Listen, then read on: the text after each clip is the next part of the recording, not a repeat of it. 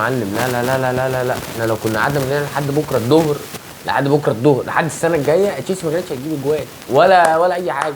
خلاص تشيلسي خلاص بالنسبه له الموسم بتاعها خلصان اصلا يعني احنا بنقول كده من بدري، يعني تقريبا من اول ماتشات الدور اول ما خلصت، يعني ما فيش من اول ما الامريكان والنادي الكلب اشتروها وهي يعني تشيلسي خلاص. خلاص انت يا اسطى ست لك ان تتخيل المهاجمين بتوعك، الثلاث مهاجمين بتوعك اللي انت المفروض بتعتمد عليهم، هو كابتن مودريك مستر بالون دور، وكابتن نيكولاس جاكسون، وكابتن مدويكي ولا مش عارف ده مدك فين مش فاهم انا. يعني يا جدعان تشيلسي ده فريق بجد يعني صعب قوي. يعني انا في فتره من الفترات انا هاجي شويه على جمهور نادي تشيلسي وهقول في فتره من الفترات انا كنت بحس ان نادي تشيلسي ده فعلا اوفر باورد، اوفر ريتد، يعني فريق اوفر ريتد مش مستاهل الضجه اللي اتعملت على كل دي كده. مش عارف ليه انا كاره نادي تشيلسي بالشكل ده بصراحه، بس ما اعرفش يعني بحس ان نادي تشيلسي مش احسن حاجه.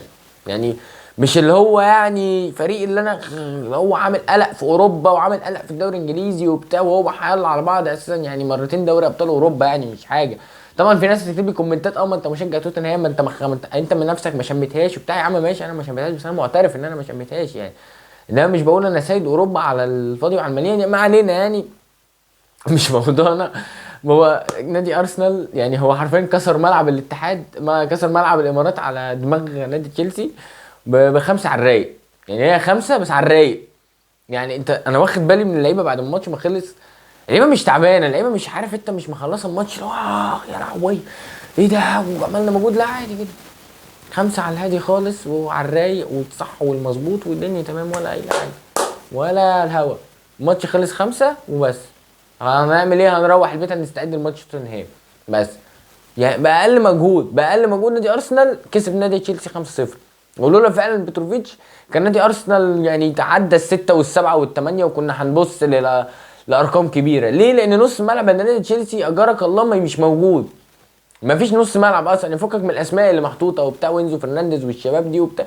ما فيش. انا بالنسبه لي انزو فرنانديز هو دفن نفسه اصلا في نادي تشيلسي، في لعيبه كتيره جدا دفنت نفسها في نادي تشيلسي. ومش مش بسبب نادي تشيلسي ان هو وحش، ده هو بسبب العقليه بتاعت اللعيبه اللي موجوده يا معلم. انت لما الفريق يبقى كله لعيبه كبار او فريق نجوم، او انت معاك فلوس زياده على اللزوم فتجيب لعيب وتجيب لعيب وتجيب لعيب، يا معلم عمرك ما هتنجح بالشكل ده، عمرها ما هتمشي كده. كانت باريس سان جيرمان نجحت مثلا، اي نعم اول ما واصلين سيمي فاينال بس يعني ما كانت نجحت. كان الجلاكتيكوس بتاع ريال مدريد في احسن فتره لريال مدريد والاسماء الكبيره وبتاع وزيدان ورونالدو مش عارف ايه الظاهره وكده، كانوا خدوا دوري ابطال اوروبا ومع ذلك ما خدوش دوري ابطال اوروبا. الفريق اللي مدجج بالنجوم ده ما بيعملش مش بيوصل لحاجه. انما ارسنال حرفيا عامله زي الطالب اللي متخرج من الكليه، فاهم؟ هو اتخرج من الكليه اللي هي اتخرج من الكليه راح فين؟ راح دوري ابطال اوروبا اللي هو سوق العمل خد على دماغه. اول سنه تاني سنه مفيش مشكله، تالت سنه رابع سنه هتلاقي ارسنال ده في حته تانيه. ما هو هي هتمشي كده، هي ليفلات. عشان كده جماهير ارسنال ما اتضايقتش قوي من خروجها من دوري ابطال اوروبا لما خرجت قدام بايرن ميونخ، لان هو اللعيبه دي خبرات. بس هي خبرتهم في الدوري الانجليزي بسبب ان هم طول الوقت جوه الدوري الانجليزي فخلاص خدوا خبرتهم من الموضوع. انت لو طالب الحاجه اللي هتعملها في الجامعه هتعملها احسن ما هتعملها من اول يوم ليك في الشغل، هيبقى الموضوع صعب جدا عليك كدماغ وكطريقه تفكير وكطريقه لحد ما هتقعد سنتين 3 سنين خلاص انت خدت خبره على الموضوع وخلاص انت عرفت انت بتعمل ايه وما تعملش ايه، والموضوع بالنسبه لك بقى سهل. بس هي ده الفرق ما بين نادي ارسنال وبين نادي تشيلسي. ده ما كانش ديربي، ده كان فريق من الدرجه الثانيه طالع يقابل نادي ارسنال ماتش حبي كده في سريع ساعتين حجز وخلص الموضوع، وارسنال على الرايق كسبوا 5-0. انا بالنسبه لي تشيلسي يعني في حاجه انا لا اتمناها لألد اعدائي، والله العظيم ما اتمناهاش لألد اعدائي. يعني مش نادي تشيلسي اللي يوصل بيه الحاله دي. نادي كبير، انا كنت بقول نادي اوفر ريتد وكل حاجه، بس فعلا نادي كبير يعني في الاول والاخر نادي كبير ما توصلوش بيه الحاله دي. هي اخره النجاسه بتاعت الامريكان، اخره النجاسه بتاعت الامريكان، يلا مش موضوعنا.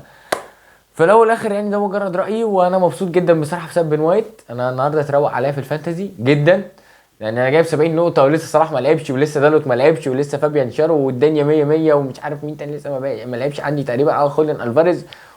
وشكلنا كده هننافس على الصداره السنه في الجوله دي يعني.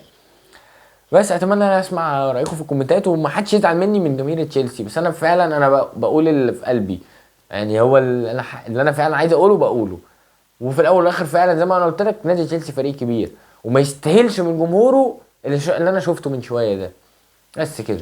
السلام عليكم.